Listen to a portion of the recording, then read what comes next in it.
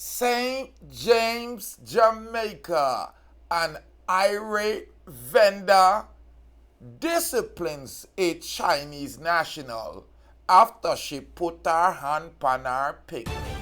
Greetings, greetings, and salutations to all nations. Ladies and gentlemen, you know it's your favorite Jamaican. If it's your first time tuning in to the Rastaman channel, hit that red subscribe button. Follow me on TikTok, Deep Roots TV, don't you flip-flop. Ladies and gentlemen, have you heard of this before? A Chinese national is now nursing a gash on her head after she attacked and chopped by a frying pan by an irate street vendor who accused her of hitting her child. According to reports on Tuesday afternoon, the child, whose mother selling items outside of the entrance of the Chinese woman's store in Montego Bay, went into the store and was later observed pulling down items from the shelves.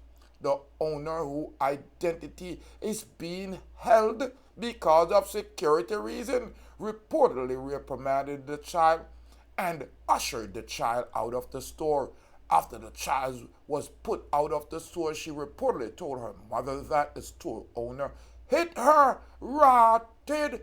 Police source told the news that the mother became angry and stormed into the store and she confronted the owner. The store owner reportedly tried to explain when this happened. The irate mother picked up a frying pan and started to deal with the Chinese national, touching her up in her head. She lucky she never dead. This caused major wounds to the Chinese national head as blood spurted out on the store owner's head. The angry mother reportedly flee, leaving the frying pan. Efforts to find her in the location or in the community has been proven futile.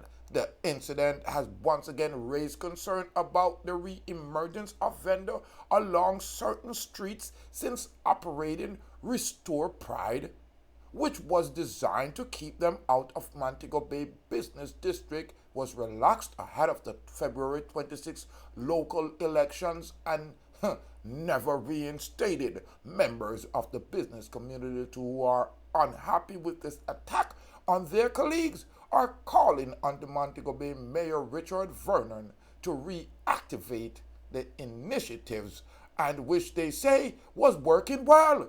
It was developed through the initiative by former commander of the St. James Police, Senior Superintendent Vernon Ellis, former Mayor Leroy Williams, and Montego Bay Chambers of Commerce in the industry. Ladies and gentlemen, wanna hear what happened? This Chinese national lost her place. Couple things you do not do. You don't touch Jamaican people picnic and you don't put your hand in at them face. You lucky that they was just playing the treble with the frying pan and not the base. The irate vendor outside of the Chinese national store in a Montego Bay dealt with her properly by leaving gashes on the head. Now leave your comment, ladies and gentlemen, what you would do. You heard what I said. A frying pan she used and beat in her head, leaving gashes on the store owner's head.